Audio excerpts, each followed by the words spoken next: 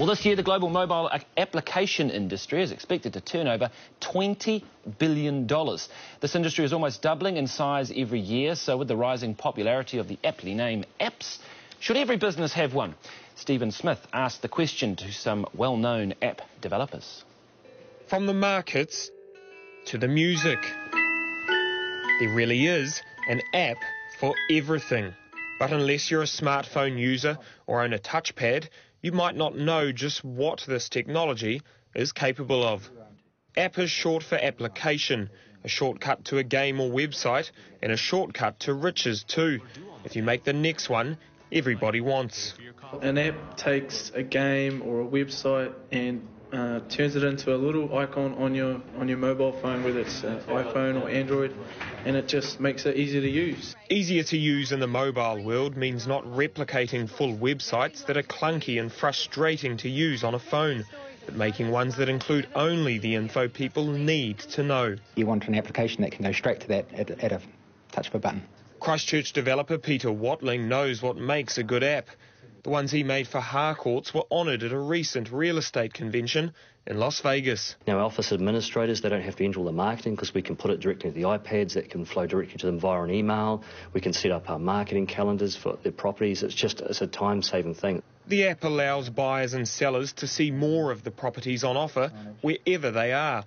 And it attracts the younger generation. You're about to list their greatest asset, their property, and you're sitting down with them and you're showing them, their house, and it's looking at nice glossy photos and things like that. We've got YouTube videos of, an auction, for instance. So the world of technology, it's wonderful. But is an app right for every business? The advice from developers is make sure you have an online presence first. People should be able to find your business at the touch of a button. Auckland app developer More Creative says apps are out of reach for many small businesses. There's a lot of sort of website support that's needed, and if you're building an app from where to go, there's a lot of investment. But then again, there are good reasons to be in the game. Worldwide sales of smartphones are tipped to pass 800 million this year and even outstrip the personal computer by 2012. The days of the old analog phone with only 3 or 4 functions are long gone. People are carrying laptops in their pockets. And that means smart developers will have their pockets full. Stephen Smith reporting there. So the mobile app industry is thriving and the sale of smartphones, of course, is doing the same. But is it another dot-com bubble waiting to burst? And when should a business get into the app world? Peter Watling, founder of Christchurch firm Orsome Software, joins me now. Good morning, Peter. Good morning. Tell us, what sort of businesses really need an app at the moment? Well, I think any business that has data that makes sense to get into customers' hands when they're away from the computer on the road is an ideal candidate to have a mobile app. All right, and what are they? How does a business then go about doing that? Well, there's multiple ways. Some businesses, if they've got a core piece of information that makes sense to get to a lot of people, they may not have to develop the app themselves. If they expose their data via a programming interface, they can leave it open for third-party developers to build clients for it. And there's some great examples like eBay, where most of their business now comes from third-party interfaces to their engine, and the engine's their crown jewels, but they allow anybody else to sort of access it. And that's one way a lot of businesses are getting apps out there. We heard there that a lot of small businesses probably won't be able to afford it, or possibly don't need to. I mean, you able to give us an idea of what types of businesses you think should be looking at apps? Well, anyone who has, like they were saying earlier, anyone who has a website can be visible on a phone. But if you're wanting to sort of strip your data down to the the essential items, it's not too expensive to get an application that just shows that core data really easily. So any kind of, there's a lot of marketing type materials that are associated that people want to sort of get out there that might play on some sort of gamification to make it more fun, so people keep coming back to the application and get that brand awareness out there. Are there bad applications though? Things that perhaps people shouldn't bother with? Well, there's, I think it's about 300,000 apps out there, so there's an awful lot of them, and probably a lot of them aren't particularly exciting. So, yeah, it's not just enough just to be a Me Too and be on there, because you probably won't be seen. I mean, you're obviously in the industry, so you feel that it's going to keep growing exponentially? I mean, the way we're seeing smartphones take off, I mean, a couple of years' time, everyone will have a smartphone, won't they?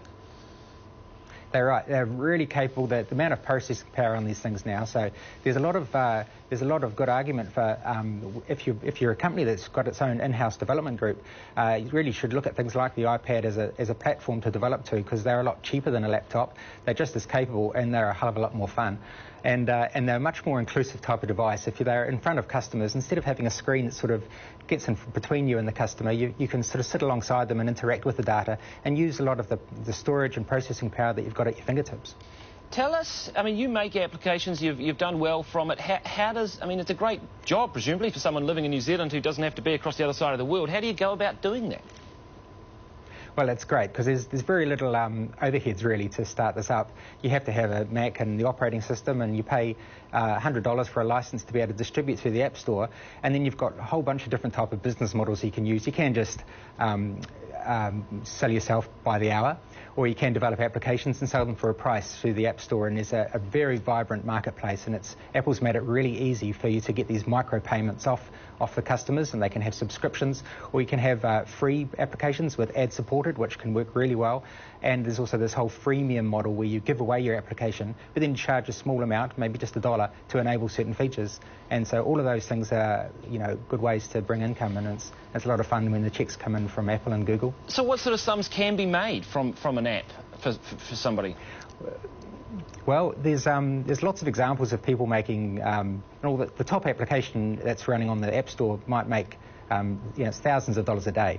So if you can get into that spot, there's some exciting money, and there's other examples of people that have made millions on this stuff, and it can be individuals. So that's the sort of lure that everyone's sort of aiming for, and that's what the excitement's about. I mean, a lot of this stuff just seems to be great ideas, isn't it? So even if you perhaps don't have the technical ability to make an app, if you come up with a great idea, what do you do then? Well, yeah, the idea is it's great, but it's not necessarily going to be have a lot of value unless it can get implemented. So getting alongside some people that can make it happen is the thing to do. And there's a lot of, it's quite an active development community even here in New Zealand. There was a conference here in December, and there was over 100 developers all got together, and there's at least a dozen of them are living off the App Store. So there's it's an active marketplace, and if you look out there, you can find developers. Fascinating stuff. Thank you very much. Peter Watling, there, founder of Christchurch firm Orsome Software. Cheers. Thanks, Aaron. Thanks. Right, that's it for today's program. I'm going to jump across to the couch now. Hopefully Nadine will be back tomorrow morning for AMP Business.